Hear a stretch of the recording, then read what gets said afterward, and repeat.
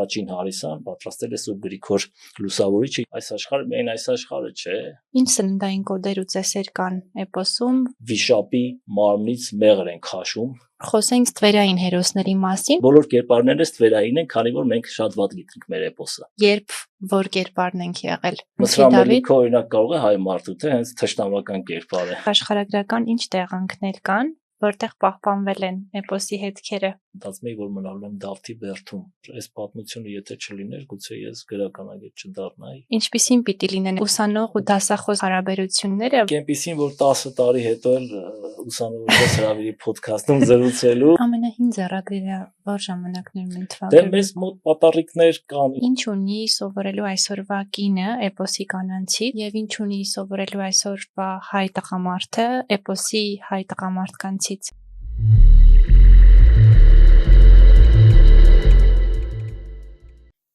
Ողջույն, ես ընթերցում եմ ձեր բոլոր ոգևորիչ նամակներն ու մեկնաբանությունները ու սրտան շնորհակալություն եմ հայտնում։ Մեզ կարող եք աջակցել երկու տարբերակով՝ անվճար բաժանորդագրվելով YouTube-յան մեր ալիքին, սեղմելով զանգակի կոճակը եւ հավանելով այն տեսանյութերը, որոնք դիտել եք եւ իրապես հավանել եք։ Եվ վճարովի տարբերակով միանալով ամսական բաժանորդագրությամբ Re-Armenia հարթակի մեր նախագծին ցանկացած գումարի չափով։ Ի դեպ, մենք պատրաստել ենք կադրից դուրս հատվածներ բոլոր այն մարդկանց, որոնք կմիանան Re-Armenia-ի մեր նախագծին։ Նշածս բոլոր հղումները կարող եք գտնել այս էպիզոդի նկարագրություն բաժնում։ Ի դեպ, մեզ կարող եք դիտել նաև արդեն Spotify-ում եւ Apple Podcast-ում։ Շնորհակալություն։ Այսօր իմ հյուրը Մատենադարանի հրատարակչության ղեկավար եւ ավագ գիտաշխատող էպոսագետ Հայկ Համբարձումյանն է։ Ողջույն։ Բարի երեկո կամ բարի օր։ Ո՞նց եք։ Հրաշալի։ Ինչ եք անում սովորաբար առավոտյան 10:30-ին եւ որտեղ եք լինում։ Առավոտյան 10:30-ին մեծ մասամբ արդեն լինում եմ Մեսրոպ Մաշտոցի անվան Մատենադարանում իմ աշխատանքի հիմնական վայրում եւ փորձում եմ մտքերս հավաքել եւ հասկանալ թե ինչպես ընթացք տալ գործերին։ Իսկ երեկոյան 10:30-ին։ Երեկոյան 10:30-ին առավելապես երեխաներիս համար հեքիաթներ եմ ընթերցում կամ պատմվածքներ։ Օրինակ վերջին շրջանում ընթերցում ենք Վիլյամ Սարոյանի պատմվածքները եւ ինձ համար երեխաների հետ միասին նորովի բացահայտում եմ թե ինչ մեծ արձակագիր է Վիլյամ Սարոյանը։ Այ եկեք մի փոքր դրանից հենց խոսենք, լավ թեմա բերեցիք։ Ինչ հայացքով եք նայում այն գրականությանը, որը ոչ երեխաների ներկայությամբ ընթերցել եք ու արդեն ծանոթ եք, այդ հեքիաթներ պատմելիս ինչ նոր բացահայտումներ եք գտել, որ առաջ չեք նկատել։ Շատ բաներ, որովհետև նախ երեխաները սկզբից աղջկաս համար էի կարդում կամ հորինում, հետո տղայիս համար, մեծ մասամբ իհարկե սկզբում հորինում ենք եւ այդպիսի մեծ հեքիաթաշար ունեինք երկուրյակ քույրերի մասին, որոնք տարբեր զորություններ ունեն եւ տարբեր արկածների մեջ են ընկնում եւ իհարկե ինչպես հեքիաթներում է լինում բավական դժվարությամբ, բայց հաղթարում են այդ փորձությունները։ Աղջիկս այդ հեքիաթաշարի վրա մեծացավ եւ հետո արդեն ինքը սկսեց հորինել եւ շարունակել։ Հիմա երբեմն այդ հեքիաթները փոքր եղբորն է պատմում, բայց եղբայրն էլ արդեն քանի որ առաջին դասարանն է, ինքն էլ արդեն այդ տեսակ հերոսներով, բայց արդեն տղա հերոսներով հեքիաթներ ունի, որ միասին ստեղծել ենք, բայց նա շատ ակտիվորեն զարգացնում է թեմաները, իսկ արդեն դասական հեքիաթների ընթերցանությունը հնարավորություն է տալիս իսկապես տեսնել, թե որքան են այդ հեքիաթները երեխաների համար։ Հաճախ մեզ կարող է թվալ, որ օրինակ Հովհաննես Թումանյանի հեքիաթները, նրա մշակած հեքիաթները իհարկե կարող են դաժան տեսարաններ ունենալ, ողբերգական լինել շատ եւ երեխաները կարող են հոգեբանական տրավմաների մեջ ընկնել այդ հեքիաթները ընթերցելիս կամ լսելիս, բայց հետո տեսնում ես, թե երեխաները որքան հեշտությամբ են դա անցնում։ Իրենց համար աշխարհը բոլորովին այլ բան է եւ ընդհանրապես դե հայտնի է, որ ժողովրդական հեքիաթները կարող են շատ դաժան լինել մեծահասակների մեր այսօրվա պատկերացումների տեսանկյունից, բայց երեխաների համար դրանք սովորական բան է, որովհետեւ երեխաները այլ իրականության մեջ են ապրում։ Առայժմ գոնե մինչև 7 տարեկան, երբ որ չեն գալիս արդեն կասկածները, հասունացման են հիմնական շրջանը չի սկսում, նրանք դիեզերքետ ավելի ներդաշնակ եւ համերաշխ են, գուցե ավելի հավատով են լցված աշխարհի նկատմամբ, վստահ են, գիտեն, որ ամեն ինչ լավ է ավարտվելու ի վերջո, բարին հաղթելու է չարին, չարը պատժվելու է, այ հեքիաթների հիմնական այդ ուղերձները նրանց համար շատ ընկալել են, նրանց համար դա հեքիաթ չէ, իրականություն է, ինչպես հնագույն ժամանակներում առասպել ստեղծող մարդկանց համար առասպելը բացարձակ իրականություն է, օրինակ մեր սիրելի Սասնա-Ծռերի Վիպասաց երկրորդ ուրեմն գրառված պատումի Վիպասաց նախո կամ նահապետ Քեռուն, երբ որ Մանուկ Աբեղյանը հարցնում է, ասում է, այ դու հավատում ես, որ էպոսի հերոսները այս տեսակ սխրանքներ են գործում, այսպիսի զորություն են եւ այլն, ասում է, հա, իհարկե, որովհետեւ այն ժամանակ մարդիկ արդար էին եւ ինչ խնդրում էին, Աստված կատարում էր։ Մեր մանկությունը այն ժամանակն է, երբ որ մենք արդար ենք, ազնիվ ենք եւ հավատում ենք, ինչ խնդրում ենք, Աստված կատարում է եւ թերևս կատարում է։ Հետո մենք կորցնում ենք այդ թելը հավատի եւ սկսում ենք մտքով, այլ ոչ թե հոգով ապրել եւ տիեզերքի հետ այդ ներդաշնակության հետ մեր կապը խզվում է։ Մենք էլ կամաց-կամաց սկսում ենք անազնիվ, անարդար դառնալ, ոչ այդպես գլոբալ իմաստներում, բայց ամենայն դեպս մարդկայինը իր թուլություններով գալիս է եւ մեղքը կամաց-կամաց մոտենում է մեզ, մենք էլ աստիճանաբար այդ ներդաշնակության հետ կապը կորցնում ենք եւ նաեւ այլևս չենք հավատում, որ օրինակ բարին կարող է հաղթել։ Ու շատ հաճախ այդ հայացքի տակ քննադատում ենք ու մեր անհավատությամբ կարծում ենք, որ հնարավոր չէ այս աշխարհում այս սյուժեով որևէ բան լինի։ Իհարկե, բայց իրական մենք ենք հեռացել։ Բայց գրականությունը, բանահյուսությունը, հեքիաթներ, էպոս եւ այլն մեզ ցույց են տալիս ամեն դեպքում, որ այս աշխարհը միայն այս աշխարհը չէ, այլ մոլորակներ, այլ տեղեր, այլ տարածություններ էլ կան, որոնք հաճախ մեզ հասու չեն, արդեն երբ որ մենք հասունանում ենք, հասու չեն, երբ որ փոքր են, մեզ համար այդ ամեն ինչը հասու է, աստղերն էլ, արեգակն էլ, ամեն լուսինն էլ, մենք այդ ամեն ինչին հավատում ենք։ Եվ գրականություն բայց ցույց է տալիս, որ դու ինչ-որ ժամանակ կարող ես վերադառնալ դրան։ Եթե մանկանաս, եթե ավելի պարզ նայես, պարզ հայացքով նայես աշխարհին, ինչ օրինակ Թումանյանը խորհուրդ էր տալիս երիտասարդ գրողներին 1910-ական թվականներին, արևի պես նայեք աշխարհին, չէ։ Ունեք նորարարական գաղափար կամ պատրաստի պրոդուկտ, որը կարող է դուրս գալ միջազգային շուկա, TCF-ի prelaunch.com հարթակը կօգնի թեստավորել, արդյոք ձեր արտադրանքն ունի պահանջարկ, նախքան արտադրելը կամ շուկա դուրս բերելը։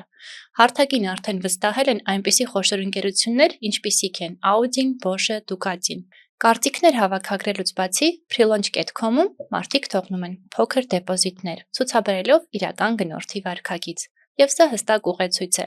հասկանալու ինչ արտադրել, ինչպես բարելավել եւ ինչպես դիրքավորվել շուկայում։ Թողնում եմ գործիքի հղումը։ Իդեպ, TCF ընկերությունում կան նաև ազատ աշխատանքային հաստիքներ։ Ծանոթացեք եւ դիմեք։ Գանք մեր էպոսին։ Դուք էպոսագետ եք ու լավ բավականին խորությամբ ուսումնասիրել եք, ունեք տարբեր աշխատություններ, էպոսի տարբեր պատումների առհասարակ համահավաք բնագրի, այդ ովքեր չգիտեն համահավաք բնագիր կոչվածը, մի քիչ բացենք, որ ամբողջական այսպես ամփոփված տարբերակն է տարբեր պատումների։ Էպոսը այն գործն է, որն արտահայտում է մեր ժողովրդի դեմքը, մեր ժողովրդի նիծնուկացը, մեր խոցելի եւ ուժեղ կողմերը, ու շատ հաճախ մենք էպոսի մասին խոսելիս գլխավոր հերոսներին ենք անդրադառնում, իրենց քաջագործություններին եւ այլն։ Կուզեմ այսօր խոսենք իրար հետ երկրորդական ստվերային հերոսների մասին, որոնք գուցե ունեն տարբեր առաքելություններ էպոսում ու ասելիք այսօրվա մարդուն, որոնք անտեսված են գուցե։ Հարցը հետաքրքիր է իհարկե, բայց ես մտածում եի ձեր այս բացող խոսքի մասին, որ էպոսը մեր դեմքն է, մենք այնտեղ տեսնում ենք, արդյոք մենք տեսնում ենք կամ արդյոք մեր դեմքն է, օրինակ Լիլիթ։ Կարծում եմ, այո։ Եվ ինչով է մեր դեմքը, որ մենք հերոս ենք, ծուռ ենք, խենթ ենք, քաջ ենք,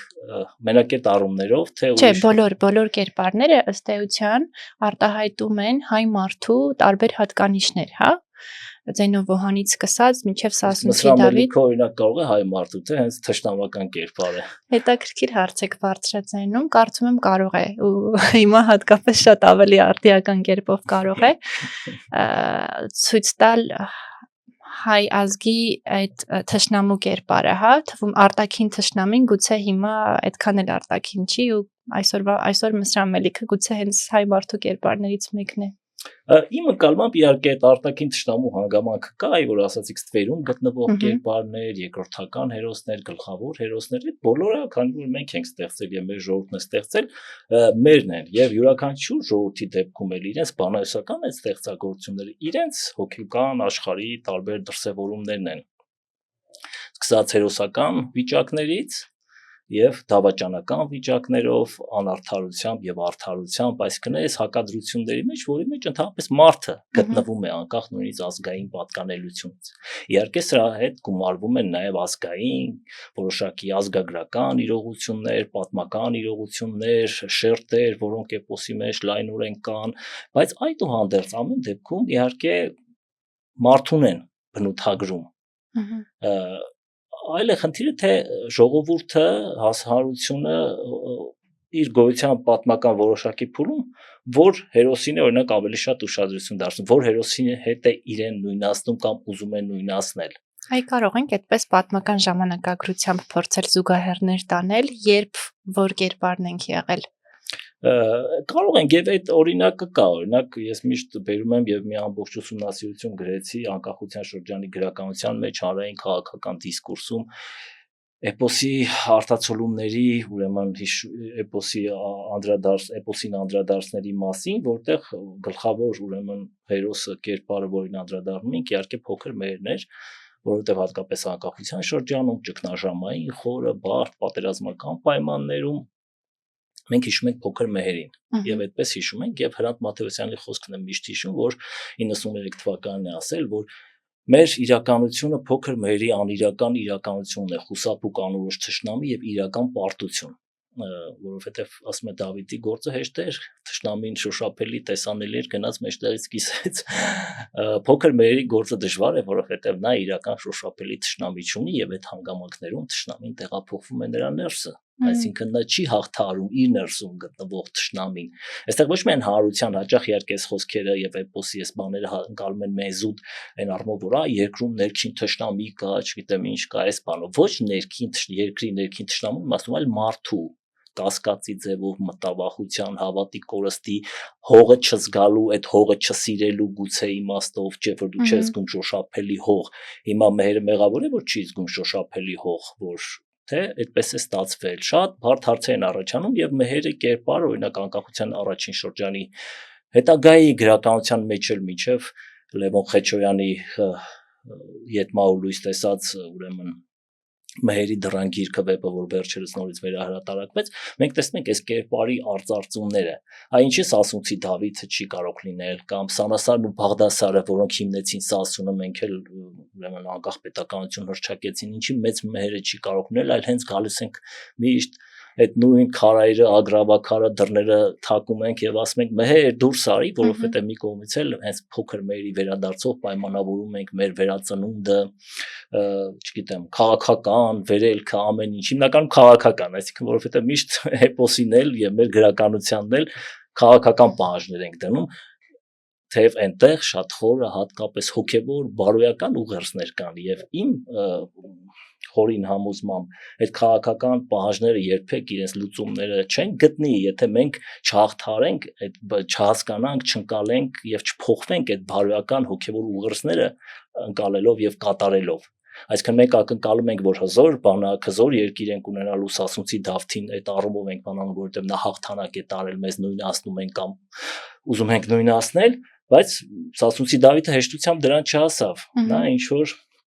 հոգեվոր, որոշակի զարգացման ծիսական, ուրեմն անցումային, այսպես ընթացք ունեցավ, մինչև հասավ նրան, որ կարողացավ Մելիքին հաղթել, արժանացավ ժառանգությանը, զենքերին, թրին, չգիտեմ, ձիուն, ամեն ինչին, եթե հիշում ենք էպոսը, նա հեշտությամբ չի ասում դրան, այդ ընթացքում գնաց վերականգնեց Մարութասուրբ Աստվածածին եկեղեցին, որը պետականության խորհրդանիշներից մեկն է եւ հոգեվոր վերածննդի խորհրդանիշը, որը հիմք դարձավ, որպեսզի հետո նա գնա նաև այդ խաչ պատերազմին այդտեղ ստացա, որը նրա այդ հիմնական զորությունն է եւ գնաց հետո Մելիքին կիսեց։ Իսկ մենք վերջից ենք միշտ գալիս, մտածում ենք, որ Մելիքին պետք է հեշտությամբ կիսենք։ Մենք կանչում ենք, որպեսզի մեր փոխարեն գա Մելիքին կիսի։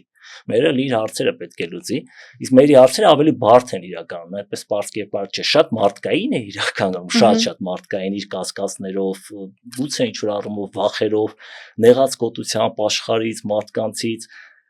ամուր հող չզգալով, էս էլ բնական մարդկային է, բայց միաժամանակ շատ աստվածային էություն է, այսինքն էլի շատ հին եւ այնտեղ քարայրում ըստ տարբերակների նաեւ այս տիեզերական ժամանակին է հետեւում։ Այսինքն շատ հետաքրքիր է, մենք հաճախ պարզունակացնում ենք եւ գրականությունն էլ եւ էպոսն էլ այս պարզունակ ավելի գաղափարների տեսանկյունից ենք վերլուծում, ավելի գործնական արդյունքներ ենք ակնկալում, այն դեպքում, երբ որ ավելի ուշադիր պետք է կարդանք։ Ստվերային կերպարներին դեռևս չանդրադարձա, բայց բոլոր կերպարները ստվերային են, քանի որ մենք շատ վատ գիտենք մեր էպոսը։ Այս հատվածը հետո կկտրեք կդնենք երևի sense սիրում, շատ վատ գիտենք մեր էպոսը, որովհետև գիտենք հիմնականում խորհրդային շրջանի կաղապարներով։ Գուցե ինչ որ չափով էլ իհարկե շատ լավ կլինի, որ Հովհաննես Թումանյանի մշակմամբ, որը դպրոցում կարդում ենք, բայց դա մոռանում ենք, հետո նաև դասագրքերից տարբեր տեղերից եկող, այսպես սովետական կաղապարներ կան էպոսի հերոսների, բանի, որ կարծես թե շատ լավ են, վեհ են, գեղեցիկ են այդ ամեն ինչը ներկայացնում, բայց հոգևոր, կարևոր, ավելի խորը խորհուրդներից, ուրեմն այդ ամեն ինչը մեզ հեռացնում է։ Որոնք են այդ խորհուրդները, որոնք մենք մոռացել ենք կամ չունենք։ Չէ, պետք է ուղղակի ուշադիր կարդալ։ Խորհուրդները այն որ թվարկեցի, որ ինչ որ բանի հասնելու համար դու պետք է լինես ազնիվ, լինես արդար, գիտակցես քո առաքելությունը եւ հավատարիմ լինես այդ առաքելությանը։ Եվ էպոսի հերոսները կործանվում են, մահանում են, սպանվում են, երբ որ իրենց ուրեմն առաքելությանը դավաճանում են։ Օրինակ, հենց գլխավոր սասունցի Դավիթը, որովհետեւ սուտ երդվում է իր ուրեմն խաչ պատերազմինի հետ կամ խաչ պատարագին այդ թալիսմանի գլխավոր ուրեմն զորության վրա, որը նրան ուժ է տվել, զորություն է տվել, որ Մելիքին հաղթի։ Բայց նա երդվում է, ասում է ամուսնացել եմ կնոջս տանեմ, եկել են կռիվ են ուզում նրանից, նա ասում է չէ, գնամ կնոջս տանեմ 7 օր հետո կգամ, 7 տարի հետո է գալիս, այդ խաչը ձեռքին սևանում է Եվ էլի այդպես ինքը մտնում է ջրի մեջ, որպեսզի այդ այրվելուց մի քիչ զովանա եւ այդ ժամանակ ջրի մեջ նրան սպանում են կամ այդ իր խորթ աղջիկը, այսպես ասած, ոչ օրինական ավելի ճիշտ աղջիկը նետահարում է կամ էլ գութանի խուպը տաքացնում են խլացիները եւ վերևից կամրջից գցում են ուղակի նրա գլխին եւ այդպես սպանվում է Դավիթը ջրի մեջ։ Այսինքն, բայց ինչ է լինում, որովհետեւ նա իր այդ հիմնական պաշտպանիչ զորավոր ուժին դավաճանում է։ Ինքն իր էությունից հեռանում է։ Այո, ինքն իր էությունից հեռանում է։ Մեծ մերի դեպքում տեսնում ենք, որ նա տարբեր հանգամանքներով իհարկե պատասխանատվություն ուներ, գնում է Իսմիլ Խաթունի մոտ, այնտեղ էլի 7 տարվա նռան գինի խմում է, մոռանում է, 7 տարի մնում է, զավակ է ունենում, հետո հիշում է, որ սասունում հələ զավակ չունի։ Աստված էլ դե քանի որ գալիս են կինը երդվել էր, որ նրան մոտ չի թողնելու, բայց համոզում են մոտ է թողնում, ուրեմն երդնազանց են լինում եւ երկուսն էլ մահանում են։ Այսինքն ինչ որ բարոյական կարևոր բաներ կան, որ բոլոր ժամանակներում արդիական են, բարոյական խորը ուղերձներ, որոնց պետք է հետևել։ Եվ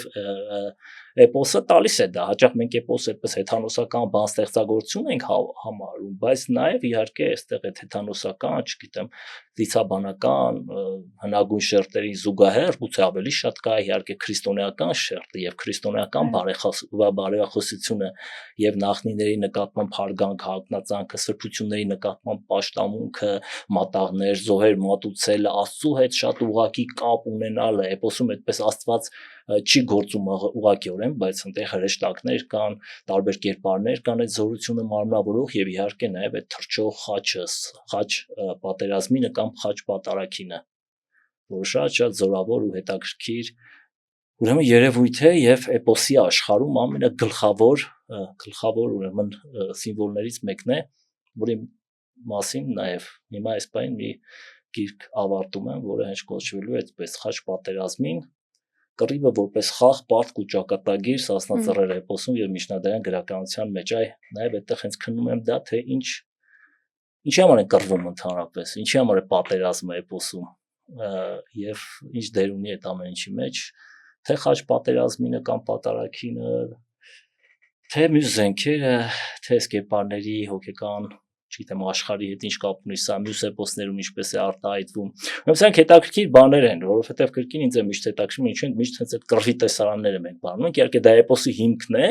եւ նաեւ մեր միջնադարյան գրականության մեջ հրաշալիորեն այս մոտիվները սփռված կան, կարծես թե իրական պատմական են, բայց երբ համեմատում ես էպոսի հետ, տեսնում ես որքան ընդհանրություններ ունեն, որովհետեւ այդ ընդհանուր sense գեղեցիկ վիպական, էպիկական մի մեծ, ուրեմն նույն ավանդույթն է եւ այդ նույն ավանդույթից ծնվում են թե էպոսը, թե միջնադարյան գրականությունը, այսինքն եւ պատերազմական տեսանը մենք էլի նույն տեսնում ենք մենամարտը երկու հերոսների։ Ինչպես օրինակ Դավթի եւ Մելիքի դեպքում է։ Շատ հետաքրքիր երևույթներ կան, ես իհարկե ձեր հարցից շատ անցա, ստվերային կերպարներ են փաստորեն բոլորը, բայց իհարկե էլի կերպարներ կան, որոնց մենք չենք ճանաչում։ Օրինակ ես մի ուսումնասիրություն փոքրիկ գրեցի Ավդալ անունով մի հետաքրքիր կերպար կար։ Ինչ որ պատումներից մեկում չէ, մի 4-5 պատումում ոնց որ նույնիսկ ավել կար Ալաշկերտից հիմնականում եկող եւ ես տեսա, որ սա ինչ որ հնագույն կովկասյան որսորդական առասպելների հետ է կապված, Մեհերի ճյուղում է, Մեհերը Ավդալին սպանում է, հագնում է նրա շորերը, Ավդալը այդպես մի խենթ է բան հետաքրքիր, բայց Մեհերը իրեն Ավդալի տեղն է դնում, ձևացնում է որպես Ավդալ եւ գնում է ինչ որ արարքներ է անում եւ այլն։ Ու շատ հետաքրքիր կերպար էր, այդպես ես կապեցի օրինակ կովկասյան որսորդական առասպելաբանության հետ այդ կերպարին։ Չգիտեմ, որքանով երկրորդական կերպարներ կարելի համարել էպոսի կանանց, չգիտեմ, օրինակ Արտատեր Պահրավին հաճախ մենք տղամարդ հերոսներին հիշում ենք, Սասունցի Դավթին, Փոքր Մերերին եւ մյուսներին, Սանասար Բաղդասարին, բայց օրինակ գուցե Արտատեր Պահրավին կամ Քարսունճուկ Դեղցուն Ծամին այդքան շատ չենք հիշում Արտատեր Պահրավին, գուցե մի փոքր ավելի շատ, բայց երևի ընդհանրապես կանդրադառնանք առանցին նաև այս կերպարներին կանանց։ Այո։ Այս թվերային կերպարների հետ կապված իհարկե հիշում եմ Քուրկիկ Ջալալուն, որովհետև շատ հմայիչ հետաքրքիր կերպար է հերոսի օգնական, ինչպես էպոսներում հաճախ լինում է, բայց նաև հիշում եմ Եղիշե Չարենցի Երևան պոեմը, որտեղ ուրեմն ասում է Չարենցը, որ ես սիրում եմ քեզ Երևան, ինչպես մեր այն հին հեքիաթում Դավթին սիրում էր իր ձին, եւ միշտ ինձ թվում է, մտածում էի թե ինչու այդպես։ Այս հոգատարության խորհուրդը, այսինքն մի կերպար է Քուրկիկ Ջալալին, որը հոգատար է, այս որբ Դավթի նկատմամբ սկզբում իհարկե դժվարությամբ է տրվում, բայց միշտ նրան ուրեմն Դավիթը թշնամիների առաջ կանգնում է, վախենում է, ասում է ես լինեմ, չգիտեմ, բամբակ, նրանք լինեն կրակ եւ այլն, բայց Քուրկիկ Ջալալին ասում է մի վախեցիր, ես քեզ կօգնեմ։ Այ Չարենցը ուզում է հոգատար լինել Երևանի նկատմամբ, ինչպես Քուրկիկ Ջալալուն էս հերոսի նկատմամբ, մենք էլ երևի ես միշտ մտածում եմ, որ պետք է հոգատար լինենք այս մեր մշակութային ժառանգության նկատմամբ, այդ կլինի Դավիթը, կլինի էպոսը, կլինի մեր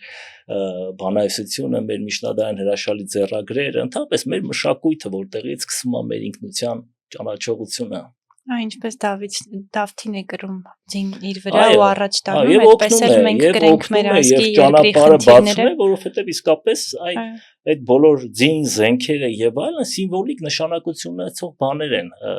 եւ մենք տեսնում ենք օրինակ հատկապես այս դեպքում շատ հոգատար է Դավթի նկատմամբ ձին։ Մենք էլ հոգատար լինենք մեր մշակույթի նկատմամբ, գոնե ճանաչենք։ Այո։ Կուզեմ մի քիչ խոսենք էպոսում ներկայացված ուտեստների սննդային կոդերի կամ ինչպես սիրում ենք ասել եւ ծեսերի մասին, հա, ինչ սննդային կոդեր ու ծեսեր կան էպոսում, որոնք արտահայտում են այդ ժամանակաշրջանի մեր կացությունը, մտածողությունը գուցե եւ գուցե դրանք նաեւ պահպանվել ու հասել են մեզ այսօր։ Այդ հետաքրքիր է, իհարկե դուք ասացիք սիրում եք ասել, իհարկե սննդային կոդեր ես առաջին անգամ այդպես դիտարկեցի իրանց որպես հենց մշակութային կոդ, այլ ոչ թե ուղղակի ազգագրական որևէ շրջանում տարածված ծիսական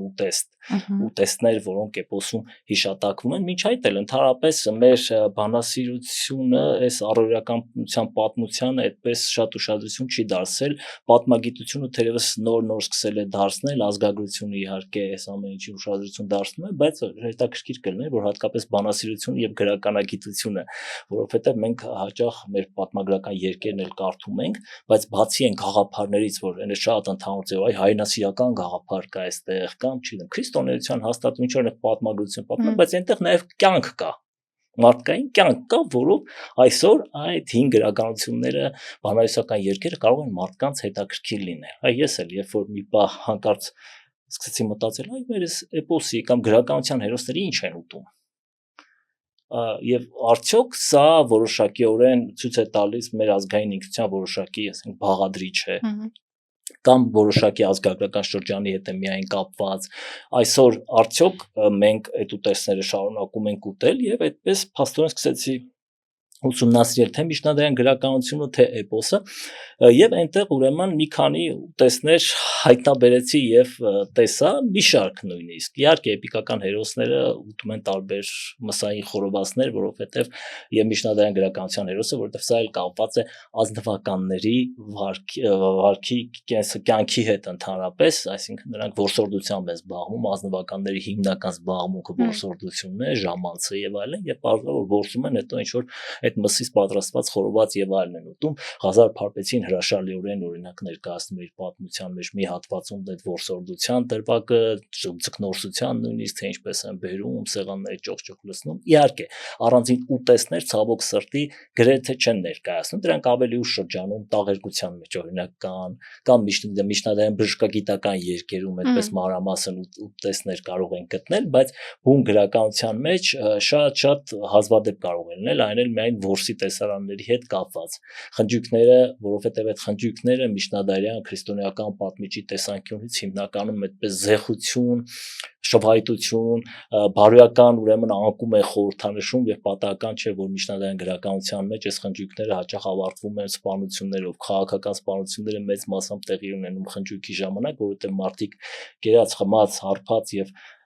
հարբած են լինում, զգոն չեն լինում եւ հենց այդ ժամանակ հերոսները սպանվում են, եթե հիշենք, չգիտեմ, Պապ Թագավորը եւ այլն օրինակ, այնտեղ կարող ենք տեսնել, իսկ էպոսում էլ իհարկե էլի կրկին գինին, որը կարծես թե շատ լավ բան է եւ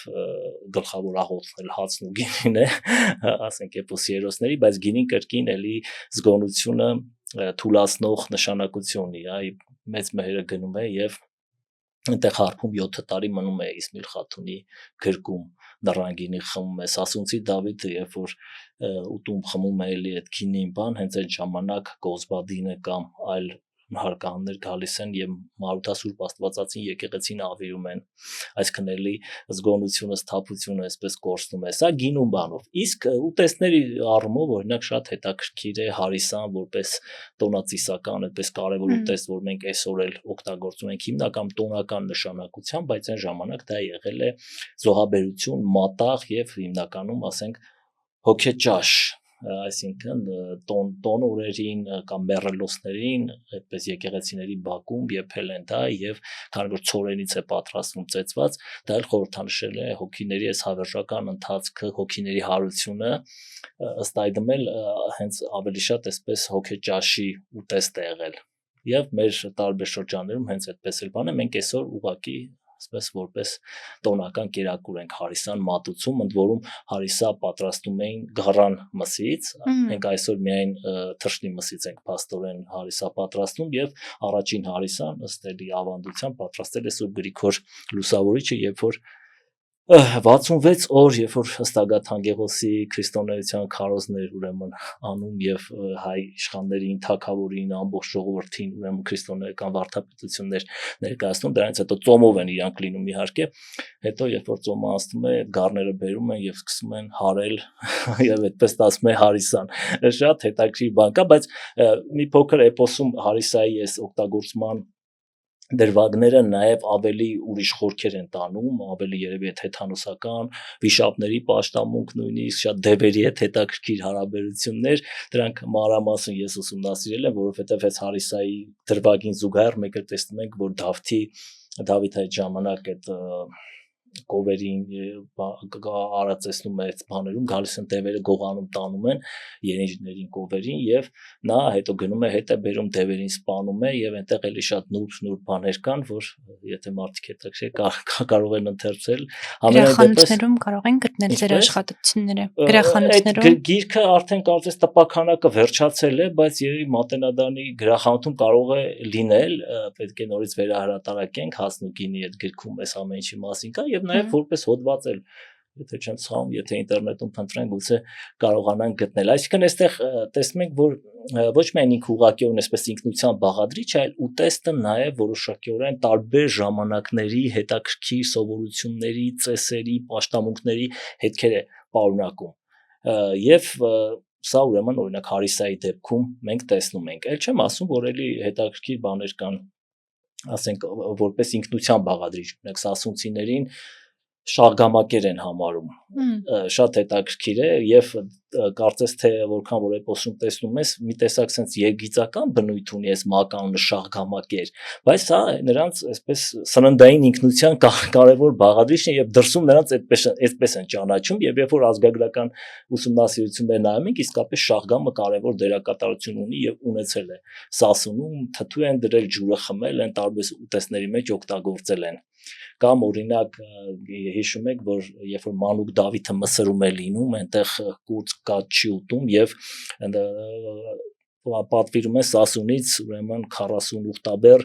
եղու մեղր կամ կաթ ու մեղր են ուղարկում, սա էլ ուրեմն պետք է ապահովի նրա ինքնությունը, արդեն էլի սննդային ինքնությունը օտար միջավայրում։ Այստեղից էլ էլի մեր ժամանակակից ավելի պատկերացումներով մենք այն ենք ինչ որ ուտում ենք, էլի, եթե մենք օտար միջավայրում առավոտից գիշեր շաուրմա ուտենք, մեր ինքնությունը կամաց կսկսվի փոխել թերևս, իսկ այստեղ ժողովուրդը տեսեք բան արել սննդի միջոցով։ Իհարկե սա սիմվոլիկ պատկեր է, նաև այն Աստվածաշնչում էլ կա, որ դրախտում են այդ կաթի ու մեղրի գետեր հոսում եւ այլն, այսինքն սասունցիների համար այդ իրենց լեռները իսկապես այդ դրախտն է եւ այնտեղից պետքա բերեն այդ կաթու մեղրը, որպեսզի նաեւ մանուկը իր անմեղությունը պահի, այ Աստվածաշնչում էլ դա կա եւ այստեղ էլ մենք տեսնում ենք, որպեսզի չխառնվի, չկորցնի կրկին ինքնությունը Դավիթը եւ այդպես էլ լինում է, նա զորեղանում է, ոչ մի ձևով չի ենթարկվում, ընդհակառակը մելիքի մորուքն է քաշում, գուրզն է բռնում, թրիտակով չի անցնում, որովհետեւ արդեն նա որտեղ էլ լինի, այդ սասունի, այսպես ասած, հոգեվոր կամ իրական սննդով է մեծացել, այլ ոչ թե ուրեմն տեղի սննդով։ Սա հետաքրքիր է նաև այն առումով, որ հենց բուն էպոսի հերոսների համար չհաշված է կաթն ու մեղրը, որը շատ խորհրդանշական է, իրական մարդկային մեր սնունդը այդքան նշանակություն չունի, որովհետև նրանք ուժ ու զորություն են ստանում մեծ մասամբ եւ կռվից առաջ հատկապես կաթնաղբյուրի ջրից, այ տեսնում եք աղբյուրն էլ կաթնաղբյուր է կոչվում էլի էս կաթի եւ ուրեմն մեղրի բանը կա էլի, ել չեմ ասում որ այդ սասունցիների մոտ օրինակ կա մեղրի մասին շատ տարբեր ավանդություններ, օրինակ մի այդպիսի հետաքրքիր ավանդություն կա, թե ինչպես վիշապի մարմնից մեղր են քաշում կամ պատրաստում, ինչպես մի վիշապ գալիս է այդտեղ մի ձոր կիրճ ունեն, այդպես կոտրատված քարով, ասում են այդտեղ վիշապ է եկել ընկել, տեսեք ինչ հետաքրքիր սյուժե էլի, կարծես թե Game of Thrones-ի բանի նման մի բան է, վիշապ է եկել ընկել է եւ իր այդ բաներով ամբողջ այդ կիրճ ուրեմն բացել է, այդտեղ սատկում է եւ Սասունի այդ լեռներից բոլոր մեղուները գալիս են եւ սնվում են այդ վիշապի մարմնով։ Հետո գնում են մեղր են պատրաստում, սասունցիները մտածում են, որ այս մեղրը ով ուտի կմահանա եւ վերջում տանում են, եթե չեմ ցքում հալեպում են վաճառում ու այնտեղ ով ուտում է անմահանում է եւ բոլոր հիվանդությունները բժշկվում են եւ գայս են ասում են այս մեղրից էլ չունեք, բայց արդեն չեն ունենում, բայց կոչվում է ուշապի մեղր, վիշապի մեղր, բայց իհարկե այդ բուժիչ զորությունը կա եւ ես նախանցյալ տարի երբ որ գնացել էի Սասուն, Մարութա Սուրբ Աստվածածին եկեղեցի ուխտի գնացինք եւ այլն եւ այնտեղ հենց Սասուն քաղաքում մեղր գտա առա եւ բերեցի հետս Հայաստան, շատ համեղ մեղր էր, այդպես ափսոս վերջացավ։ Տեսնենք այդ մեղրից հետո։ Եվ մտածել եմ, սա էլ վիշապի ուշապի մեղր է։ Այնպես որ շատ հետաքրքիր բաներ կան, երբ որ հատկապես այս ուտեստների ազգագրական մասն է դիտում եւ ազգագրական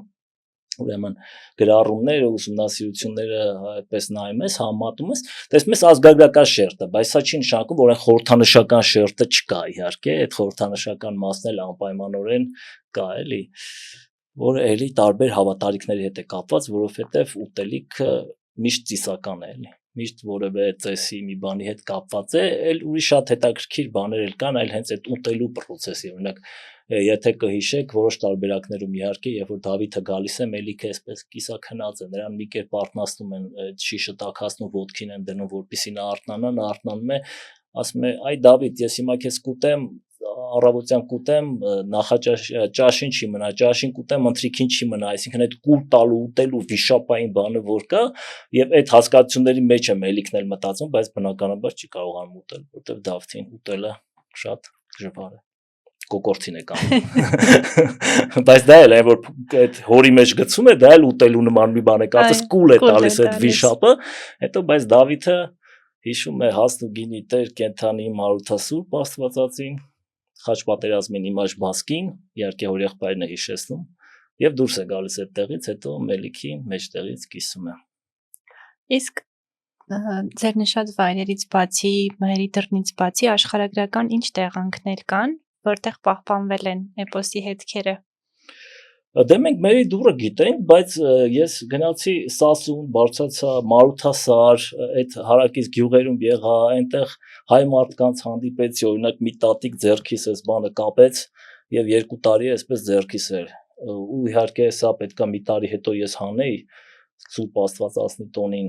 դնեի տանիքին մի ամբողջ գիշեր աստղերի տակ, հետո ջրի մեջ, հետո այրեի, ինչ ասես անեի, բայց ես չարեցի դա։ Ինչ որ ծիսական ձևով նաև բանը պետք է աներ, որովհետև դե այսօր կապում ենք ինչ որ մի բան էս պահում, երազանք, ցանկություն, նպատակ եւ սպասում ես որպես իրականություն դառնա, դեռևս երևի իրականություն չի դարձել, այս 2 տարի եւ ավել ձեռքիս է։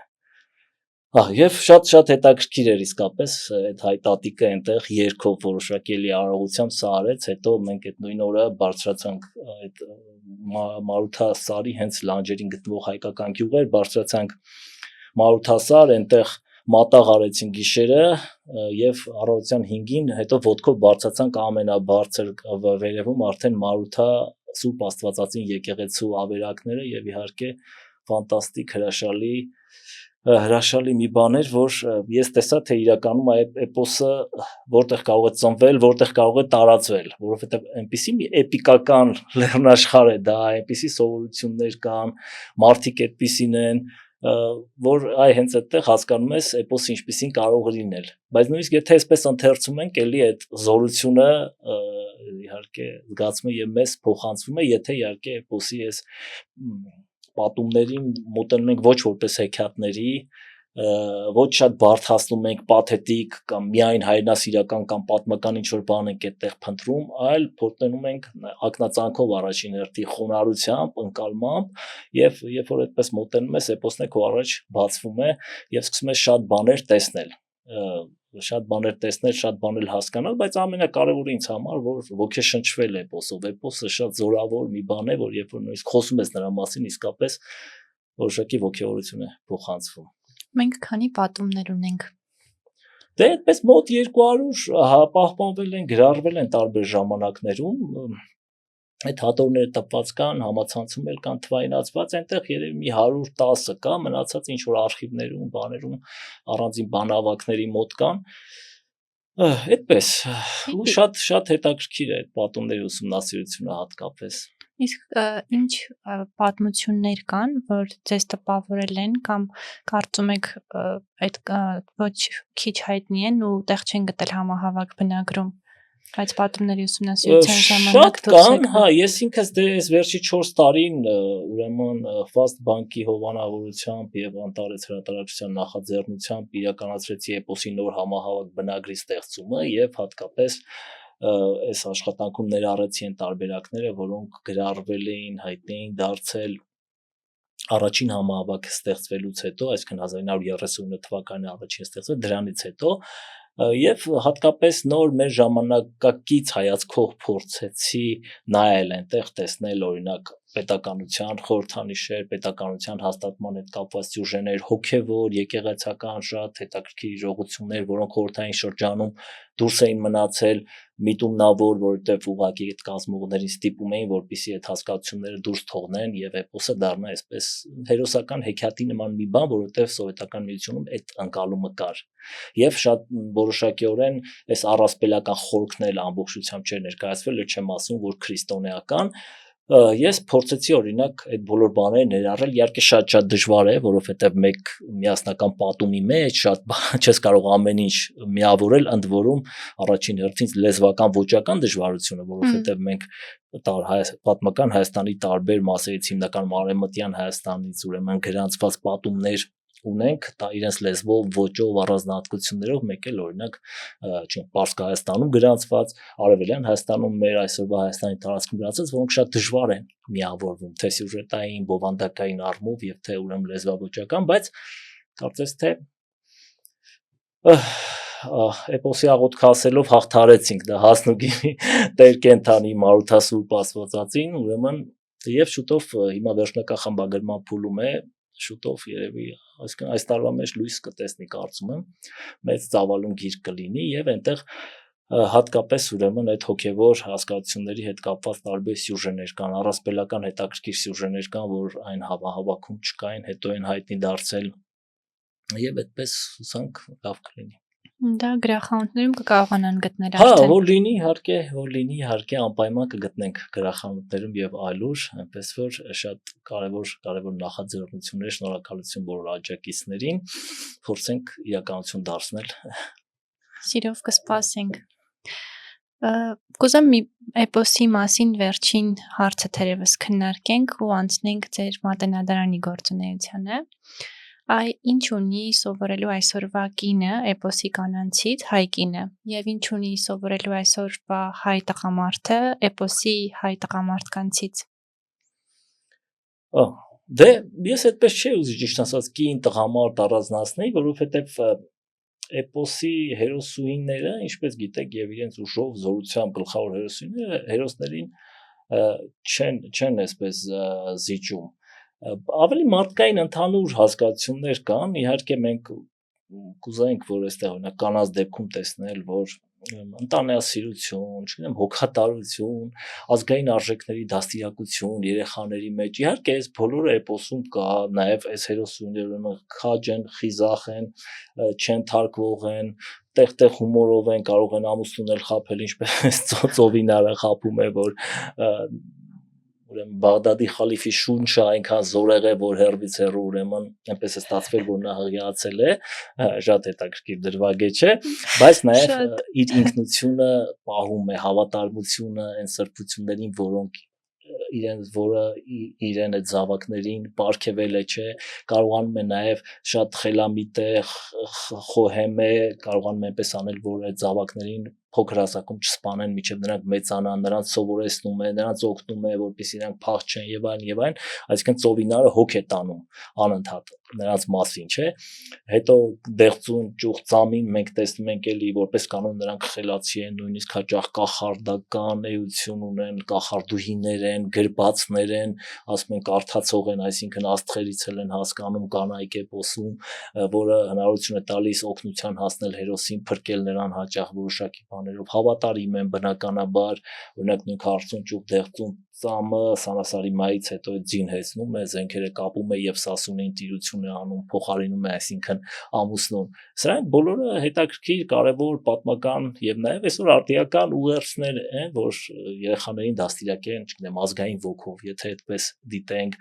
ուրեմն արժեքներին հավատարմությամբ եւ էլի շատ բաներով լինել քաջ, խիզախ, օրինակ այդպես կամ էլի ողբերգական հետաքրքիր դրվագներ կան, եթե հիշում եք օրինակ Դավթի եւ փոքր Մերի կռվի ժամանակ խանդութը գալիս է, դիմում է Աստծուն, դիմում է սրբություններին, դիմում է որպեսզի նրանք ուրեմն բաժանվեն եւ այլն, փորձում է ինչ-որ մի կերպ հարդար տեսնել, կամ փոքր Մերը գալիս է մոր հոր գերեզմանին, հարցնում է ինչ պետք է լինի, այնպես որ այսպես կանայք օրինակ այսպես շատ քնարական, հետաքրքիր կերպարներ են, միաժամանակ շատ քաջ, խիզախ, ամուսիններին չզիջող, բայց գաղափարները, բարոյական ուղերձները նույնն են, այնպես մի արտաքո կարգի բան չկա, բայց օրինակ շատ կարևոր է արտատեր պարավի մասին խոսեցինք, հենց արտատեր պարավի կերպարը, որ հաճախ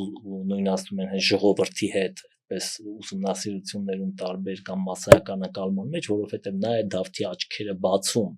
Դավիթը գնում է այնտեղ որս անելու, նրա կորեկի արտում ավիրում է այդ արտը եւ այլն, նա էլ ասում է որսասար ունես, այդ որսասարը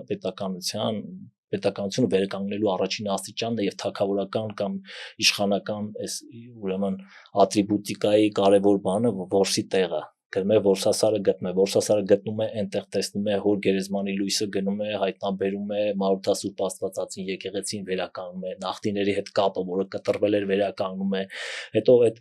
կինն էլ ասում է գնա հորեղբորիցդ ուզի այդ զենքը զրահը այսինքն իսկապես այն կարևոր ձայնն է իմաստությունն է ժողովրդական արտատեր պարավը մարմնավորում որով սկսվում է Սասնո տան վերածննդի ընթացքը Այնպես որ սա արտատեր պարավիչ կերպարը անչափ կարևոր կերպար է։ Իսկ տղամարդիկ էլ դե ասացի, որ շատ կարևոր է բացի այդ ռազմական, պատերազմական եւ այլն գաղափարախոսությունը, որ կա, շատ կարևոր է ազնիվ արդար լինելը։ Շատ կարևոր է նախնիների իմաստության, զորությունների նկատմամբ հավատը, առաքելության գիտակցությունը եւ հավատարմությունը անչափ կարևոր է տղամարդկանց համար։ Եթե արտապատկերենք այսօրվա իրականության մեջ մեր անցյալը, հիշողությունը, հա, մեր պապերի քաջագործությունները, իմաստությունները չիմանալով, ապագան չեն կարողանա կառուցել։ Հա, բայց նաև ընդհանուր հոգևոր բաներ, այսինքն արժանապատվության գիտակցությունը կամ նամուսը եւ թասիբը, որ թույլ չի տալիս նրանց ինչ-որ բաներ անել, իսկ երբ որ անում են, արդեն կորցնում են ինչ-որ մի բան, այսինքն այս բոլորի մեջ, բայց նաև հավատարմությունը առաջին հերթին այդտեղ քրիստոնեական բանը կա, իրենց Աստծուն, իրենց սրբությանը, Մանութասուրբ Աստվածածին եկեղեցին է, այդ իրենց հավատալիքների խորհրդանիշը ամենամեծ եւ այդ խաչ պատերազմին, այսինքն այդ զորավոր խաչը, որը նրանց տրվել է։ Եվ երբ որ կորցնում են, խաչը սևանում է եւ գնում է, եւ նրանք է պարտվում են հետո։ Այս ամենակարևոր բանն է, որ հավատարմությունը եւ առաքելության գիտակցությունը, որ էպոսի այս հերոսները կրում են։ Իսկ մնացածը երկրորդական է իրականում։ Այսինքն այդ ֆիզիկական զորությունն էլ եւ ամեն ինչն էլ այդ հավատի հետ է գալիս, այո, այդ հավատի հետ է գալիս եւ այդ պաշտամունքից, հավատարմությունից։ Այնպես որ հնարավոր չի, այսպես ուժեղ լինել, բայց ոչ մի արժեքի չհետևել կամ այդ արժեքներից կտրվել ընդհանրապես եւ շարունակել, չգիտեմ, ինչ-որ հաղթանակներ, ինչ։ Այսինքն դա լինում է ուրեմն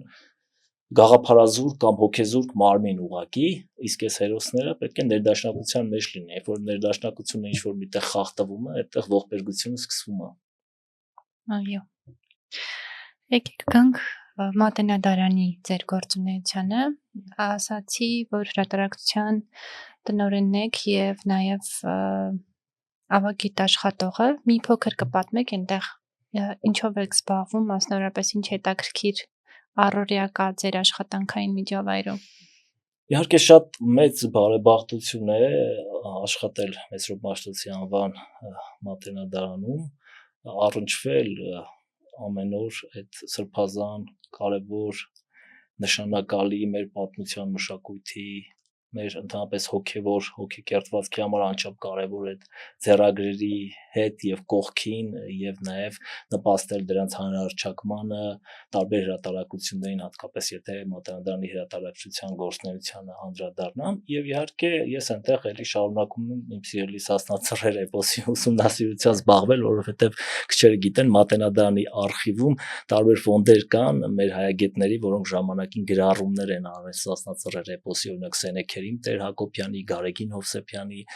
եւ այնտեղ այդ ձեռագրերը պահվում են։ Իհարկե մեծ մասը դրանք հրատարակված են, բայց ելի որոշակի ճշտումների առիթ հնարավորություն լինում է եւ մեր արխիվում օրինակ այդ ձեռագրերը եւ բանահյուսական շատ նյութեր կան, որոնք ուսումնասիրության կարիք ունեն։ Ես այնտեղ ուսումնասիրում եմ Սասնա Ծռեր էպոսի որոշ մոտիվների կամ եւ մեր միջնադարյան գրականության մոտիվների այսպես հարաբերությունը եւ զուգահեռ ուսումնասիրություններ եմ կատարում, որոնց մասին արդեն ասացինք, օրինակ այդ Հասնուգենին գիրքը եւ հիմա Խաչ պատերազմին գիրքը կլինի էլի, ուրեմն զուգահեռ ուսումնասիրություն է միջնադարյան գրականության եւ էպոսի, որովհետեւ նախկինում սրանք շատ տարբեր բան են համարվել, հատկապես սովետական գրականագիտության կողմից եւ բացառվել են ներթափանցումը, որովհետեւ համարվել է, որ ուրեմն ինչպես Հովսեփ Օրբելին է ասում, մեր էպոսի մեծ ուսումնասիրողներից մեկը, ասում է, որ փոքր մերի համար տեղ չկար միջնադարյան ձեռագրերում, որովհետև այդ ձեռագրերում իսկապես էպոսի մասին կարծես թե ոչ մի հիշատակություն չկա։ Այ գիտենք, դարերով փոխանցված ստեղծագործություն է, այնտեղ օրինակ մեր միջնադարյան ձեռագրերում, պատմագրական երկերում տարբեր զրույցներ, առասպելներ, ամեն ինչ պատմեն, Շահնամեն է հիշատակում պարսկական, բայց ինչի օրինակ Սասունցի Դավթի մասին մի բան չկա, բայց ուղղակիորեն գուցե Սասունցի Դավթին չկա, այս ուսումնասիրությունները իմ ցույց են տալիս, թե որքան իսկապես ընդհանրություններ կան այս բանավոր եւ գրավոր ավանդույթների միջեւ եւ առանձին գեղարվեստական մոտիվների ձևով, խորհրդանշանների, պատկերների ձևով մենք տեսնում ենք այդ ընդհանրությունը, այսինքն զուգահեռ սրանք գոյություն են ունեցել եւ ներթափանցված։ Կարող է ուղղակի պատմիչը Սասունցի Դավթին չի հիշատակում կամ, չգիտեմ, մեծ մհերին, բայց այդ սյուժեները, մոտիվները կան այնտեղ։ Այնպես որ ես մատենադարում այս ուսումնասիրությամբ եմ զբաղված եւ իհարկե մեծ մասամբ նաեւ հենց այս հրատարակչական գործունեությամբ մատենադարանի հրատարակչությունը 2019 թվականին է հիմնվել, դրանից առաջ էլ իհարկե մատենադարանը հայագիտական ուրեմն գրքեր հրատարակում էր, մեր բամբեր մատենադարանի հանդեսը կար, հատորները իհարկե տասնամյակներ շարունակ հրատարակում էին, բայց այսպես երբ հրատարակչությունը առանձին դարձավ, արդեն հնարավորություն առաջացավ ավելի մեծ գործունեություն ծավալել, ավելի համակարգված, իհարկե սկսեցինք ավելի շատ գրքեր հրատարակել, տարեկան 10-15 անուն գիրք ենք հրատարակում, ուրեմն հայագիտության ամենատարբեր ոլորտներին առնչվող սկսած այդ ձեռագրագիտություն, պատմություն, արվեստաբանություն, չգիտեմ, միջնադարյան բժշկագիտություն, տնտեսագիտություն, նույնիսկ ամենատարբեր հայագիտության լեզվաբանություն, հայագիտության այս բոլոր ոլորտների հետ առնչվող մեր գիտնականների, գիտաշխատողների ուսումնասիրությունները, նաև պատկերագրքեր, անցյալ տարի, օրինակ, նախանցյալ տարի շատ հետաքրքիր ուրեմն պատկերագրքեր հրատարակեցինք, որով հանրայնացնում ենք մեր այս հարուստ միջնադարյան մշակութային ձեռագրական ժառանգությունը, մեր մանրանկարչությունը, մեր քարտեզային ուրեմն ժառանգությունը, մեր արխիվային փաստաթղթեր տարբեր, որ ունենք, հետաքրքիր են, եւ նաեւ վերջի շրջանում իհարկե աշխատում ենք այդ ամեն ինչը հրատարակել այլ լեզուներով, օրինակ անգլերեն, այս վերջին պատկերագիրքը, որ Հայաստանի Հանրապետության կրթության, գիտության եւ մշակույթի եւ սպորտի նախարարության դրամաշնորհով ուրեմն իրականացրեցինք, հենց անգլերեն էր, ծավալուն պատկերագիր, որը ներկայացնում է մեր ուրեմն հարուստ մանրանկարչությունը։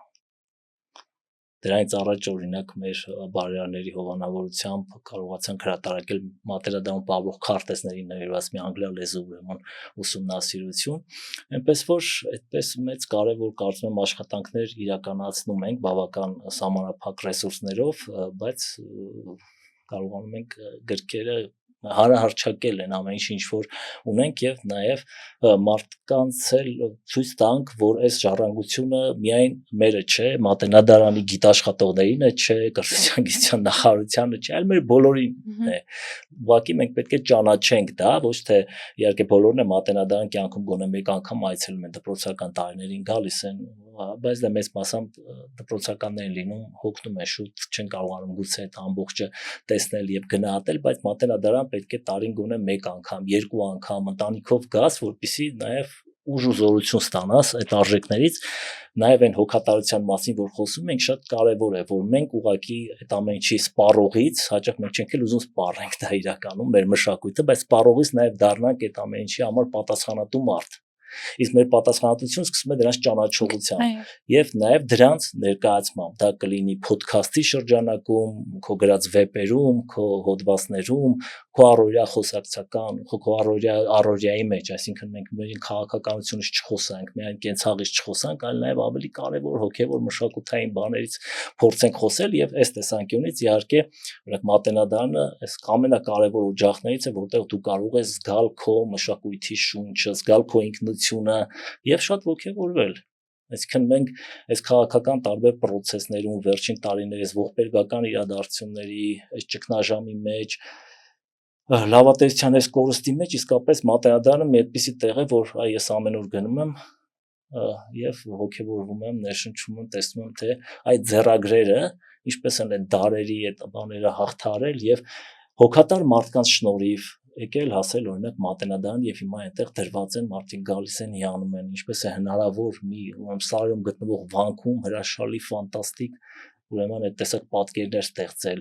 այդ տեսակ իմաստներ ստեղծել ընդհանրապես։ Ամենահին ձեռագրերը որ ժամանակներում են Դե թվագրվել։ մեզ մոտ պատառիկներ կան ինչ որ առանձին 8-րդ դարի այդպես պահպանված, որովհետեւ գիտենք, որ արտագրվում են, այդպես են փոխանցվում ձեռագրերը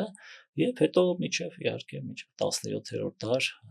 շարունակվել է, բայց այստեղ խնդիրը ոչ այնքան հնությունն է, այլ հարստությունը, որովհետեւ նաեւ ասացի, իրենք գծում են պատմական Հայաստանի եւ հայերի բնակության վայրերի քարտեզը, որովհետեւ շատ վանքեր ուղղակի այսօր գոյություն չունեն, հազարավոր վանքեր, որ եղել են պատմական Հայաստանում, բայց մենք այդտեղից ձեռագրեր ունենք եւ այդ վանքի մասին գիտենք այդ ձեռագրերի շնորհիվ։ Այդ ձեռագրերի լուսանցքում կամ վերջում հիշատակարանում մենք մարդկանց անուններ են կարծում, տեսնում ենք այսպիսի մարդիկ են եղել հոգեվորականներ են եղել, գրիչներ են եղել, այդ արտակրողները, ծաղկողներ են եղել, այդ մանրանկարիչները, եղել են հովանավորները, որոնք գումար են տվել, որոնք վաճառել են ունեցվածքը տվել են եւ մի ձեռագիրը շատ թանկ բան է եղել, այսօր էլ է թանկ են, ժամանակ էլ ավելի եւ դժվար ստեղծվող,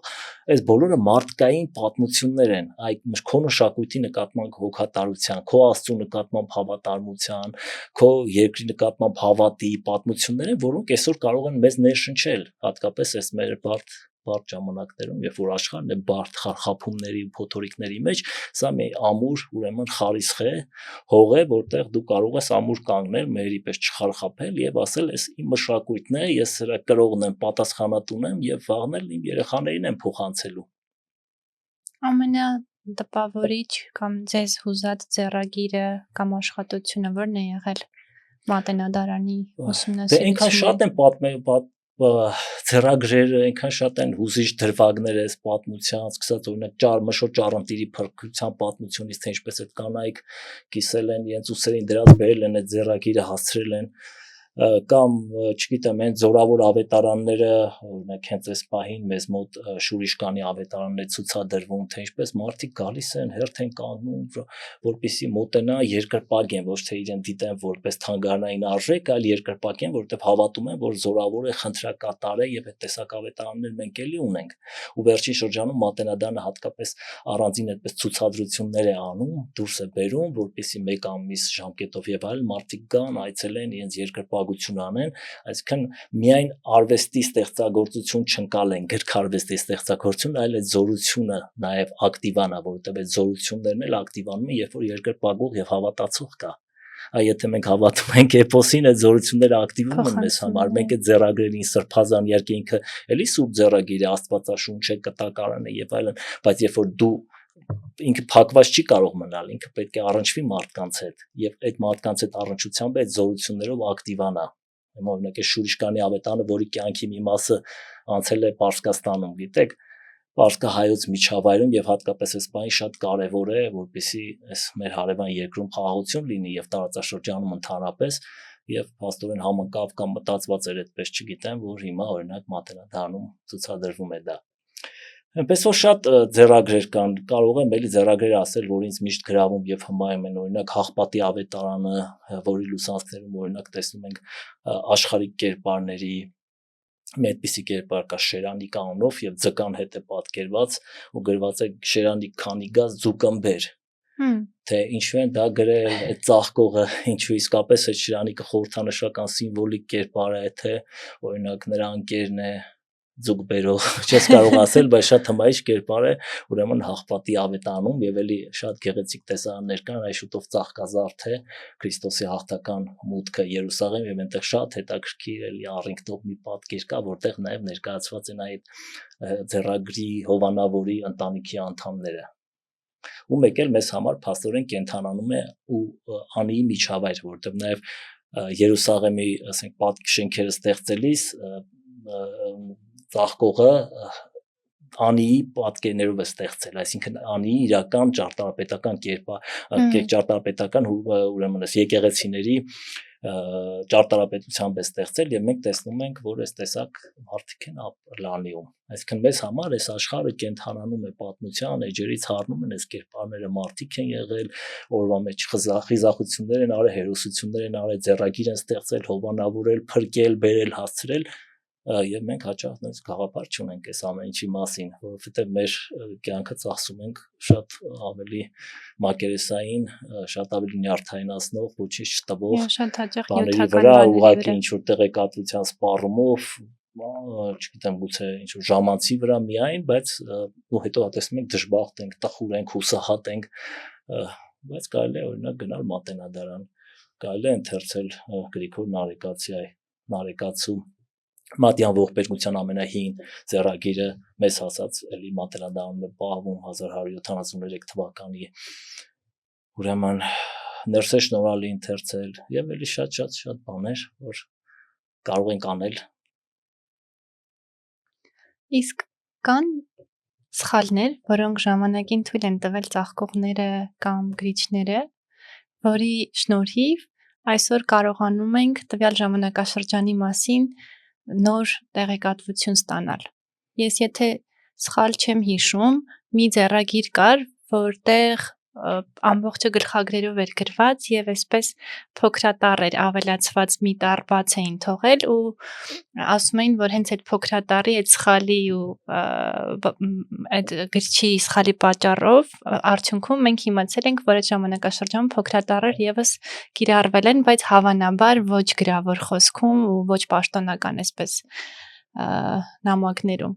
Ձեռագրերի աշխարհը շատ բարդ ու հետաքրքիր է եւ իհարկե այդպես սխալներ չեմ կարող ասել, բայց ուրեմն այդ ձեռագրերի մեջ մենք կարող ենք տեսնել այդ աշխատանքի արդյունքը, այնտեղ ուղումներ են լինում, այսինքն սխալներ ասելով հենց դա նկատի ունեմ։ Ուղումներ են լինում, իհարկե դրանք այդպես կարող են լեզվաբանության տեսանկյունից ինչ որ բացահայտումների հնարավորություն տալ,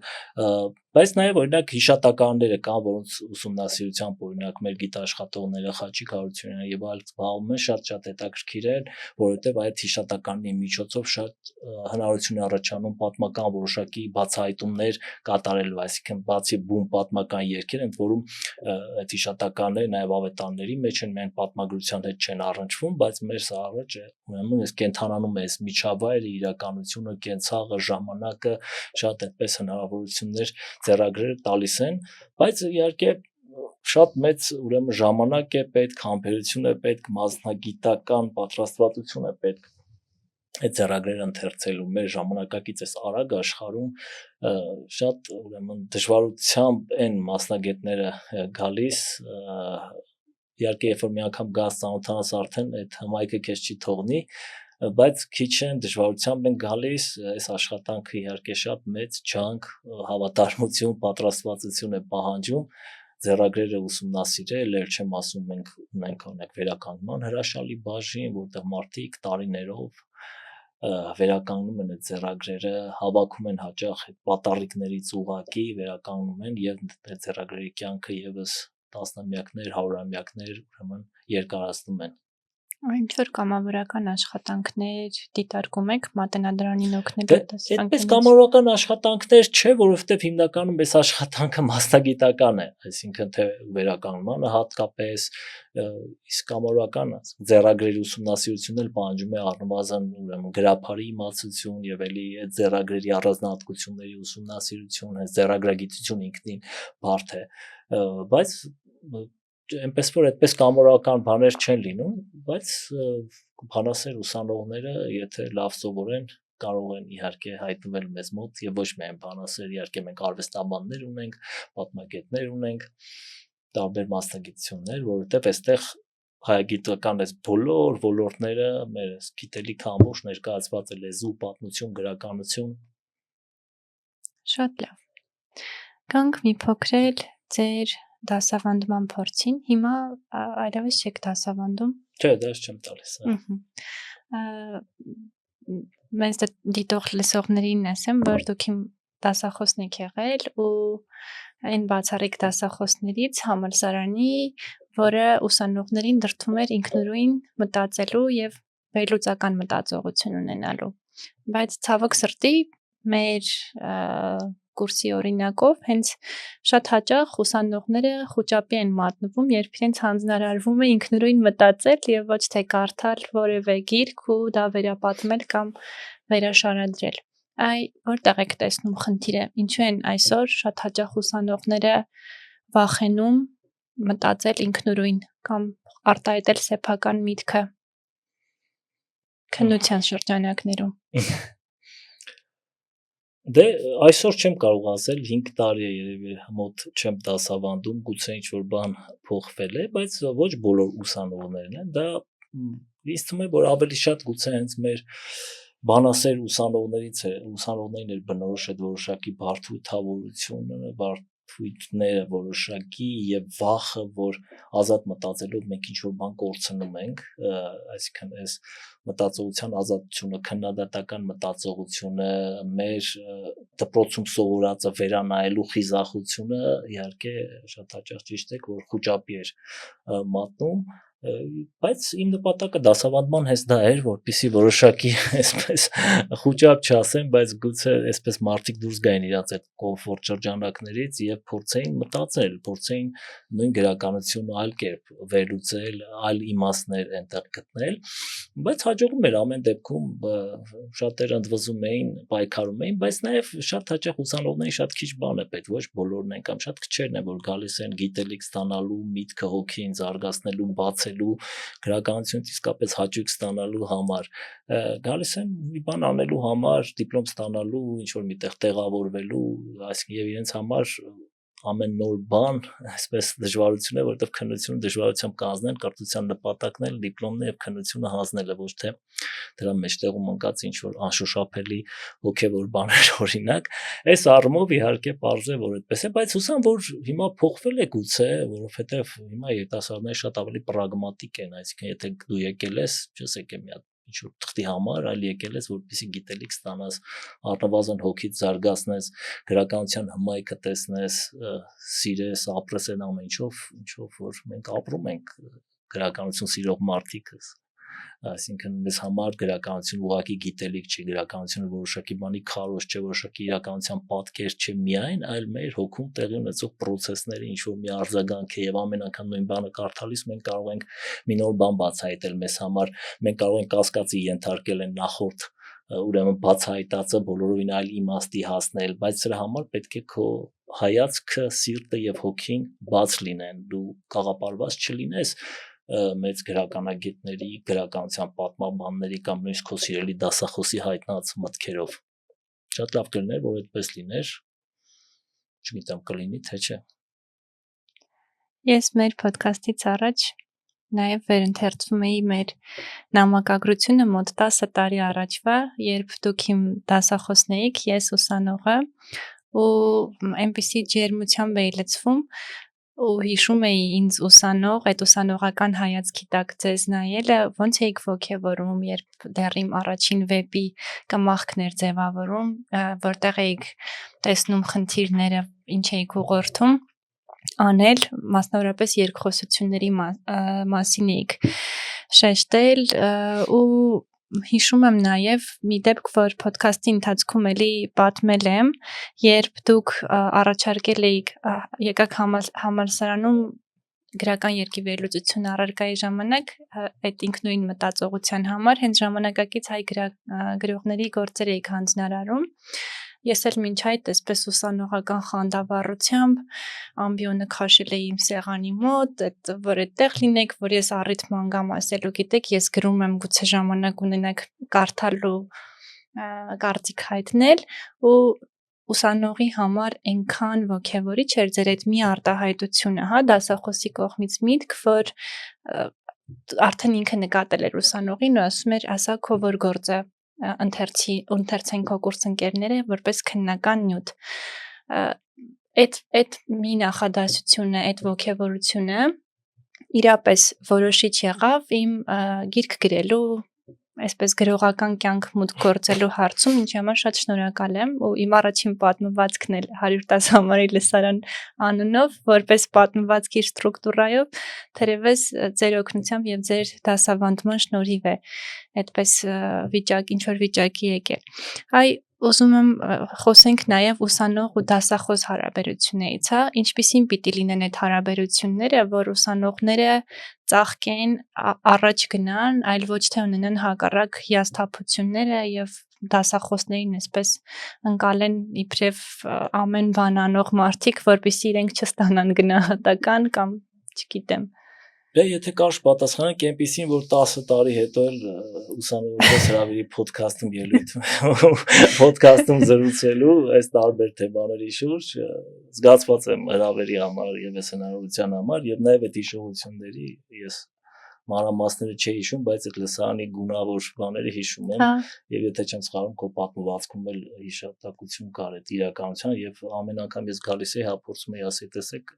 այս գույները որ կան ապակիները ինչ որ ներկված են եւ այլն իրականությունը մենք տարբեր կերպ ենք տեսնում եւ նաեւ գրականությունն էլ իրականություն տարբեր կերպ է տեսնում նայած թե որ այդ բանը որ գույնին ես նայում որ ուրեմն ակնություն ես գուցե պետք է չգիտեմ մարդկային լինես դասախոս, թե բժիշկ, թե օպերատոր, թե ոդքասթավար, թե հաղորդավար, հաղորդակցումը շփումը ամենակարևոր բանն է, մարդը մարդով է եւ ոչ միայն գրքով, գիտելիքով, սոցիալական կարգավիճակով, մասնագիտությամբ, այսինքն պարզ տրիվիալ բաներ են, դու պետք է լինես այնպեսին, ինչպեսին կաս, հավատարիմ լինես այն գործին, որը անում ես, սիրով անես եւ ավելին չներկայացնես քեզնից էլի, չմտածես, որ դու ավելին ես, որովհետեւ բարձրագույն կրթություն ունես, տեխնացուական դիպլոմ կամ չգիտեմ էլ ինչ, այլ որովհետեւ եկել ես մարդկանց հետ շփվել, որովհետեւ գրականությունը շփումն է եւ հաղորդակցումը եւ ինձ համար միշտ կարեւոր եղել առաջին հերթին սերը մարդկանց մեջ արտնասնել գրականության նկատմամբ։ Իհարկե, այդպես, բոլորն սիրում են գրականություն, գալիս են, բայց հաճախ այդ սերը ուղղակի կաղապար է, որը քեզ փոխանցվել է դպրոցից, որ դու պետքա սիրես Հովհաննես Թումանյան, բայց ինչ ես սիրում, կամ Սևակ պետքա սիրես, կամ Դրայզեր, չգիտեմ։ Այ երբ որ նաև դու սկսում ես մտածելով սիրել, նոր բաներ բացահայտելով, զգալով սիրել, ու եթե դա հաջողվում է, ամենակարևոր բանն է, բայց իհարկե առաջին հերթին ամեն դեպքում մարդկային շփումն է, որ բացում է ուշադրությունը դիմացի նկատմամբ, հոգատարությունը ուսանողի նկատմամբ չգիտեմ, հաճախ իհարկե դժվար է, որովհետև լսան ես մտնում անտարբերության մի մեծ պատ է եւ մարդը կարող է բարդությունավորվել, հուսահատվել, այդ ներշնչումը չառաջանա, ինչպես մեր էպոսի վիպասացներն են եւ ընդհանրապես էպիկական երգիչները, որ երգել են, նրանք շատ ավելի լավ են երգել, ներկայացրել այդ ամեն ինչը, երբ որ լսանը ակտիվ է եղել, երբ որ լսանը հավատացել է նրանց ասելիքին, իսկ երբ որ դու մտնում ես մարդը զբաղված ուրիշ բաներով, իր քաղցը տեղեկատվական եւ այլն արդեն ստացել է սոցիալական ցանցերից, այդ բանը էլ նստած ուրիշ բանով է զբաղված, ոչ մի բան չես կարողանում խոսալ։ Այդ հանդիպումը տեղի չի շատ կարևոր է ունկնդրի հանգամանքը, ուսանողի հանգամանքը, այն նրա հավատը քո ասելիքի, քո ասած եւ հետաքրքրությունը լավ քո ասելիքի նկատմամբ, թե չէ հիմա այսօր, ասենք դասախոս կարող է պետք է չի, կարող ես Google-ից տեղեկատվությունը վերցնել, ChatGPT-ի հետ շփվել։ Ինչ բանը պետք է լիքես կքացնի լավ բաներ կասի քեզ, այ նաև դա է խնդիրը, որ ուսանողները հաճախ գալիս են դպրոցից, այդ պատկերացնում են, որ իրանց պետք է դասախոսները, ուսուցիչները քցնեն, սիրեն, լավ բաներ ասեն, բամբասեն իրենց հետ, բայց երբ որ գալիս ես շատ կոնկրետ բան ես ասում եւ նաև բարի լինելով հանդես խստապահանջես, դա շատ ծանր է բան լինում, բայց հետո գուցե տարիներ անց շատերը հասկանում են, որ շատ լավ էր, որ խստապահանջեին։ Այո։ Եթե դրա մեջ միտում չեն տեսնում, բայց դրա համար էլ մի քիչ պարկեշտություն, խոնարհություն է պետք էլի, որը մեզ հաճախ պակասում է խոնարհ լինել, ոչ թե խեղճության իմաստով, այլ ընդհանրապես նոր բան սովորելու բան, ընդհանրապես մի բան, որ քո քիմքին հարմար չի կամ նույնիսկ այդ բային քեզ էլ լավ, քեզ թվում է, որ կարող են քեզ ավելի լավ վերաբերվել, բայց դու չես հասկանում շատ բան, որ հետո կարող ես իմանալ էլի ուղղակի։ Հենց այդ նամակագրության մեջ էլ ես շատ բաներ տարիներ հետո քո գրած նամակներում քո ասելով ինձ նկատի ունեմ, տեսնում ես թե ինչքան բաներ դու դեռ կյանքի փորձառությամբ չես եկել, բայց քո դասախոսը դրա մասին քեզ զգուշացնում է, դու էլ այդպես մի բառը հասկանում ես, մի բառը չես հասկանում, հետո իհարկե լրիվ այլ հայացքով ես նայում։ Ու նաև վեպիս մասն էլ անպայման կուզեմ ասել, որովհետև ես չարություն արեցի ու դուք չեղաք իմ գլխավոր իմ գրքի խմբագիրը, բայց ճոճվող ժամերն էլ հենց այդ ձեր մի նախադասության հետևանքով ստեղծվեցին, երբ եկել ու ոգևորությամբ պատմում էի աչքերի վիրահատության մասին, ասեցի ինչ ես պատմում, գնա գրիր։ Ասեցի հա էլի։ Ու այդպես գնացի գրեցի։ Ուրախ եմ, որ այդ ամեն ինչը իսկապես ներշնչել է, ես հիշում եմ, հա, որ ընթերցել եմ վեպը իհարկե, եւ եթե շարունակում եք Կուստուրիցայի Գորան Բրեգովիչ երաժշտական ինչ-որ հետաքրքիր հատվածներ կար։ Հա, հիշեցի, ճիշտ է։ Շատ լավ որ շարունակում եք գրել եւ ուրախ եմ, եթե ինչ-որ չափով մեր շփումը կամ այդ դասա process-ը ինչ-որ ձևով նպաստել է։ Միանշանակ։ Ուրախ եմ եւ շատ որտեղ բանասիրական իհարկե գալիս էին եւ հիմա էլ երևի գալիս են մարդիկ, որոնք ոչ այնքան ձգտում են գիտության մեջ խորամուխ լինել, այլ առաջին բանով գրողներ են գուցե մեծ մասը կամ ուզում են գրել են ուզում սովորել։ Ցավոք իհարկե մեզ մոտ այդ տեսակ բաները չեն սովորեցնում, որովհետև հենց այդ գրելու սովորեցնելը ինքնին հետաքրքիր է։ Մենք ավելի շատ վերլուծել ենք սովորեցնում, խորամուխ ենք լինում գրողների ստեղծագործական լաբորատորիայի մեջ։ Իհարկե բանասիրականը միայն դա չի, այնտեղ լեզվաբանական ուրիշ գիծել կա, բայց համենայն դեպս գրական մասով, բայց օրինակ այ գրել սովորեցնելու դասընթաց չունենք, կարծես թե միջև այսօր չկա ստեղծագործական ուրեմն գրելու բանը, որ կա, որը երբ պետք է, որովհետև շատ մարդիկ կուզեին ինչ-որ միտեղ գրել սովորեին։ Մի քիչ վիճահարույց հարց է, արդյոք հնարավոր է սովորեցնել գրել,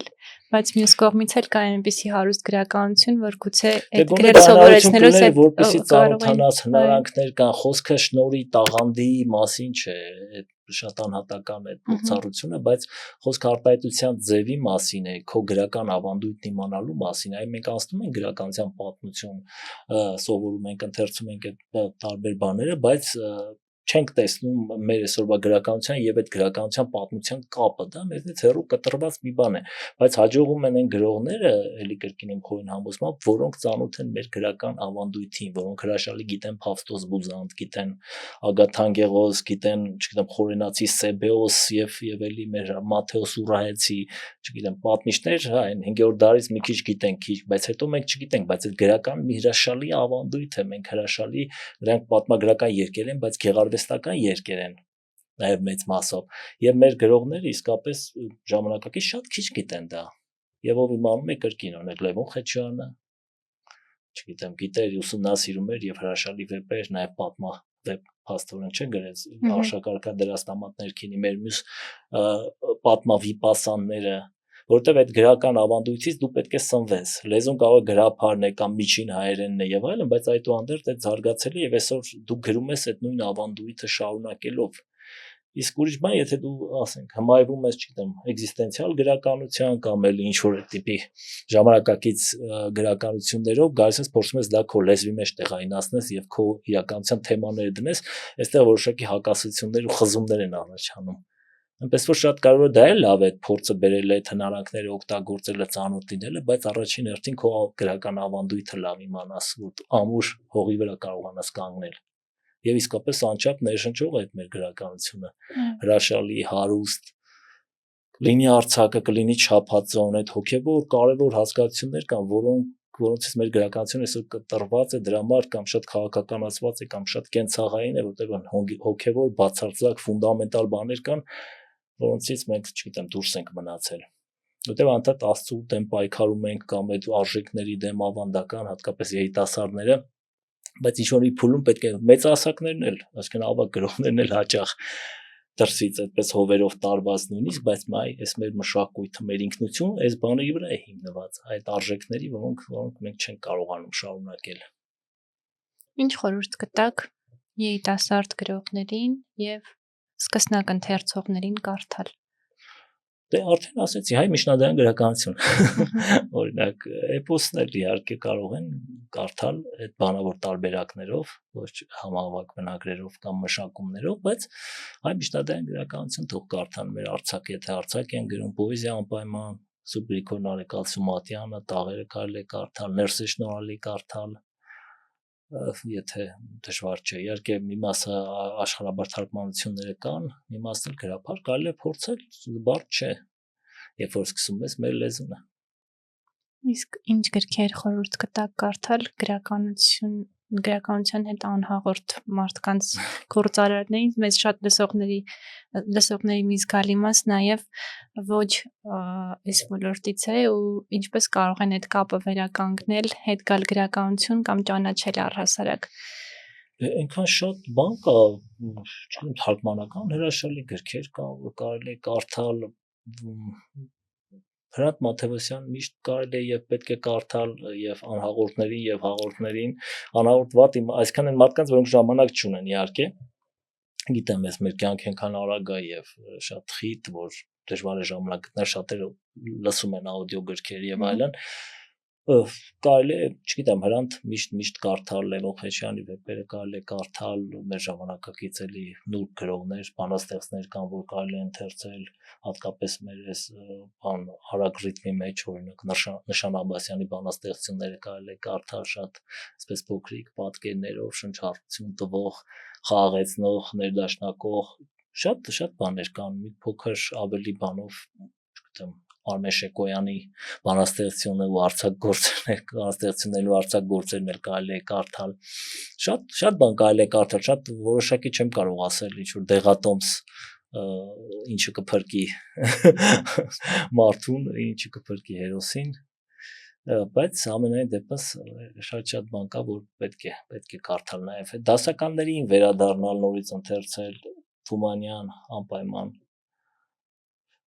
այսօրվա մեր նկարահանման օրը Պաստորեն Հովհաննես Թումանյանի հիշատակի օրն է, այնպես որ ես այսօր առավոտից Թումանյանի ընթերցում քառյակներ։ Ամեն օր ընթերցում եք։ Չեմ կարող ասել, գրեթե ամեն օր առնչվում եմ, ամեն օր չեմ ասի, որ Թումանյան ընթերցում եմ, տարբեր, բայց ամեն օր աշխատում եմ գոնե մի ինչ-որ բանաստեղծի մեկ բանաստեղծություն ընթերցել, նաև քանի որ մենք մշակութային կայք ունենք, արդ 365 AM եւ այնտեղ գրեթե ամեն օր կամ 2 օրը մեկ ինչ-որ մի նյութ ենք գրական, մշակութային, ուրեմն դնում եւ այդպես եւ Հոբելյաններին ենք անդրադառնում գրողների եւ տարբեր տեսակի իրադարձությունների, նաև այս հանգամանքով նորից սիրով ուրեմն վերընթերցում ես, նայում ես, փնտրում ես, ինչ հետաքրքիր բան կարող է լինել այսօրվա ընթերցողի համար, այսօրվա հայ մարդու համար, ինչը կարող է մարդուն այս ապաթիայից ու սահատությունից հանել, կտրել մի քիչ այս քաղաքական եւ այլն, այս ագրեսիվ տեղեկատվությունից եւ փարատել նրա ցավերը, ամոքել, սփոփել, գեղեցիկ լավ բառեր ասացի, որոնք ինքն ինձ սփոփում է, որտեղ մեր լեզուն հրաշալի աղոթքի պես է, չէ, ամոքել, սփոփել, փրկել չասեմ, բայց ամենայն դեպս ոգեշնչել, ներշնչել, իսկ մեր գրականությունը, մեր հրաշալի լեզվով ստեղծված գրականությունը այդ լավագույն դեղամիջոցն է։ Եթե ձեր աշխատասեղանը խոսեր, ինչ կպատմեր ձեր մասին։ Կասեր, որ կարելի է մի քիչ ավելի քիչ աշխատել։ Շատ ես աշխատում երևի։ Դե եթե նկատի ունեք գրքեր, ինչ գրքեր կան իմ սեղանին, միշտ Նարեկացի կա, Ներսես Շնորհալու Հավատով Խոստովանի, միշտ իմ սեղանին կա Հրանտ Մաթևոսյան, Փավսոս Բուզանդ, Ագաթ Անգեղոս, այս պատմիչների երկերը։ Եվ էլ ինչ որ թարգմանական բաներ էլ, թե Սասնատորերի մասին չեմ ասում, որովհետև արդեն գրասեղանս հոգնել է երևի, որովհետև արդեն տարիներ շարունակ ընթերցում եւ փորձում եմ տեսնել, թե էլ ինչ կարելի է տեսնել, ինչ իմաստություն կա այդտեղ, ինչ կարող մեր ներկային գուցե ինչ որ ձևով ծառայի կամ ինչ կարող ենք անել, որպեսզի այս մեր հրաշալի էպոսը ավելի մատչելի դարձնենք, հետաքրքիր դարձնենք, թարգմանենք, ներկայացնենք այլ նոր ձևերով եւ շատ լավ է, օրինակ վերջերս հնարավորություն ունեցա քաղաքապետարանի Երևանի քաղաքապետարանի մեծ նախագծի մասնակից լինել եւ Սասունցի Դավիթ բալետ օրատորիա ստեղծվեց, որի համար ես այս բանավոր տարբերակների վրա 50 երգ մշակեցի, խոսքեր, այսինքն 50 երգի խոսքեր, լիբրետոն փաստորեն եւ անցյալ տարվանից օպերայի եւ բալետի ազգային ակադեմիական թատրոնի բեմում կատարվում է, շատ ուրախալի է եւ այս էպոսի զորությունները ուրեմն փոխանցվում են մարդկանց, շատ մեծ կարևոր նախաձեռնություններ եւ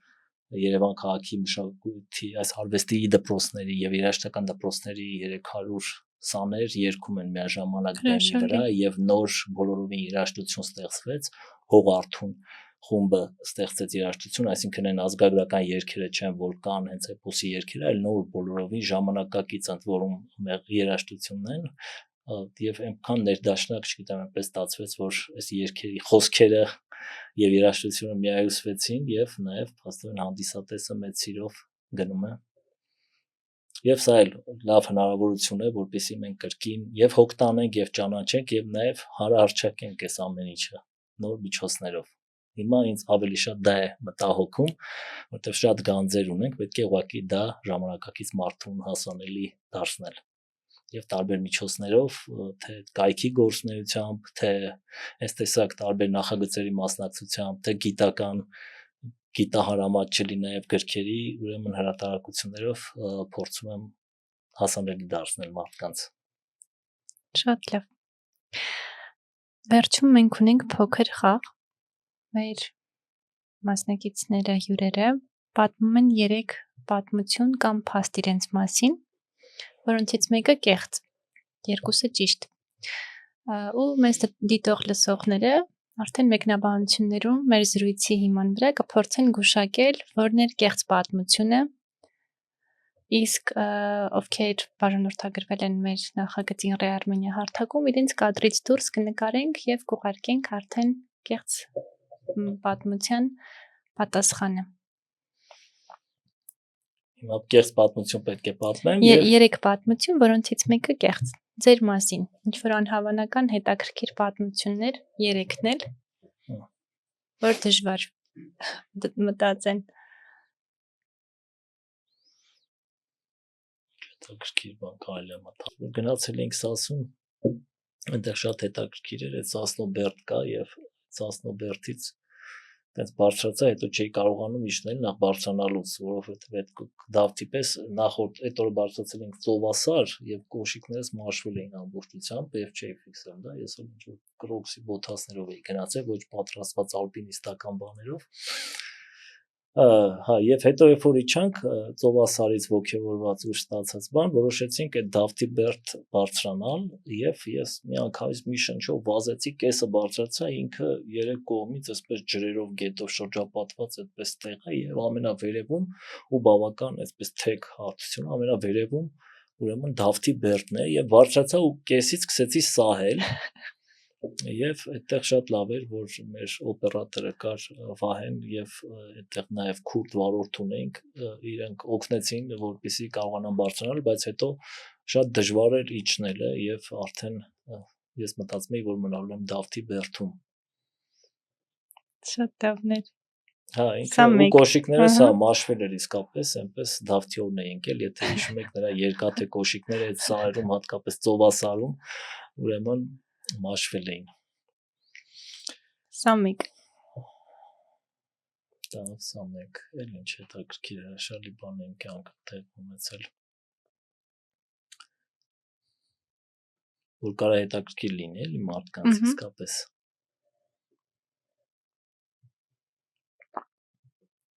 Բայց հիշում եք, չէ՞, որ մեկն էլ պիտի հորինեք։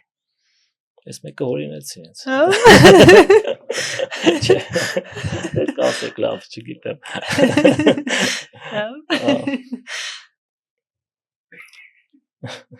Շատ լավն է։ Էլ ինչ հետաքրքիր։ Չէ, շատ բաներ տեղի ունեցել, ուղղակի այս բան հեչ բան չեմ անում, էլի։ Ինչ հանգիստ մտածեք։ Հա, ընթերցանության նկատմամբ իմ սերը սկսվել է երկրորդ դասարանից։ Այն դասարանից, որ ես ամբողջ երկրորդ դասարան չեմ գնացել դպրոց, որովհետև ոտքի հետ կապված ինչ որ խնդիր ունեցա եւ վիրահատվեցի մի քանի անգամ եւ ամբողջ երկրորդ դասարան փաստորեն դպրոց չեմ գնացել տարերը սովորելուց հետո, բայց այդ ընթացքում սկսեցի ընթերցել ծավալուն վեպեր սովետայի գրականության, որոնք մայրս էր ընթերցում այդ ժամանակ հիվանդանոցում։ Հենց որ այս պատմությունը եթե չլիներ, գուցե ես գրականագետ չդառնայի կամ գրականությամբ չզբաղվեի։ Դա Հետո ծնողներս ուզում էին, որ ես, չգիտեմ ինչի, թատերական ընդունվեմ եւ նույնիսկ կգուցե սցենարիստական կամ գուցե դերասանական, ռեժիսորական, բայց այնպես ստացվեց, որ այդ տարի շատ հայտնի ինչ որ դերասանների, ռեժիսորների երեխաներ էին ընդունվում եւ աստորներ, երեխաներ բան ասացին, որ դժվար դու կարողանաս անվճար ընդունվել եւ ասացին դե լավ գնանք բանասիրական։ Սա էլ երրորդ պատմությունը։ Շնորհակալ եմ ստացված զրույցի համար, մարդիկ էլ թող գուշակեն։ Ես եմ շնորհակալ հրավերի համար։